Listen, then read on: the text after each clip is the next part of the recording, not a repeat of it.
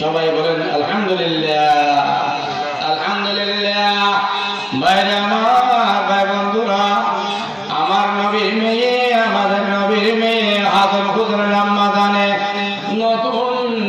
নতুন জামা দান করেছিল আল্লাহ আল্লাহর হাবিবকে রাজি করার জন্য, খুশি করার জন্য। সবাই বলেন সুবহানাল্লাহ। আজকারা হাবদিদম গিরিয়া করদম জার জার, আজকারা হাবদিদম গিরিয়া করদম জার জার, আজকারা আমদিদম দর দরি বেন্তজার।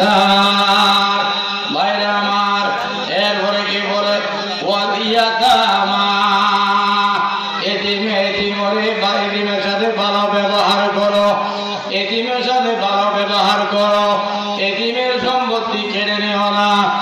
আল্লাহর আয়াতের মধ্যে বলেছেন এতিমের সম্পত্তির মালের কাছে যেও না।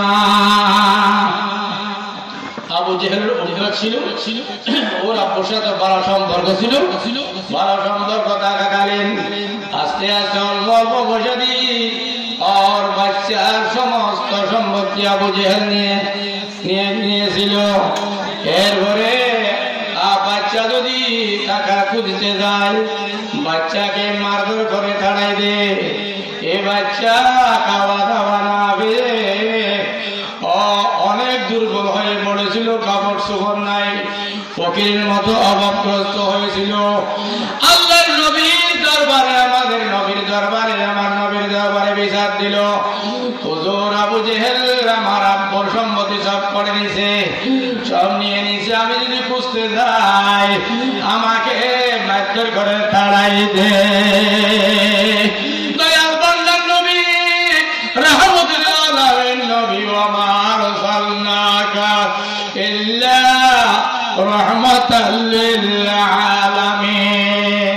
দয়ার নবী, মায়ার নবী, রাহমাতুল আলামিন নবী ও বলছো হদা আসো বাচ্চা, আমার সাথে আসো, আমার সাথে আসো, আমার সাথে আসো। যখন দয়াল বান্দার নবীর কাছে যাচ্ছে, যেতে যেতে আবু জেহেল ওর সাঙ্গ ভাঙ্গ নিয়ে বসে আছে, রাজ দরবারে বসে আছে। আল্লাহর নবী সেখানে যখন গেল, ওর সাঙ্গ ভাঙ্গরা বলল আব্দুল্লাহ ছেলে মোহাম্মদকে এখন হয়তো মারধর করতে পারে।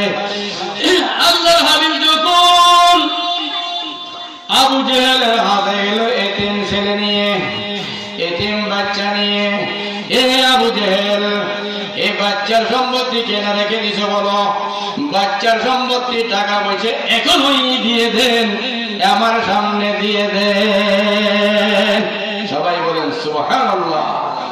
যখন বললো দয়াল বান্দার নবী, আমার নবী যখন বললো হবে এখন দিয়ে দিব, এখন দিয়ে দিব, এখন দেখো আমার সামনে দাও, এতিমের সম্পত্তি দিয়ে দাও। যখন বলছেন সব সম্পত্তি ওকে দিয়ে দিল।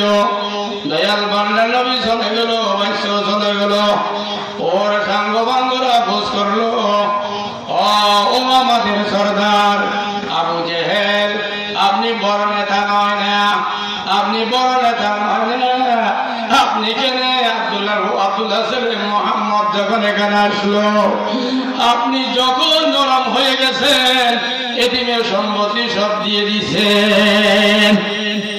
সবাই বলেন সুবহানাল্লাহ।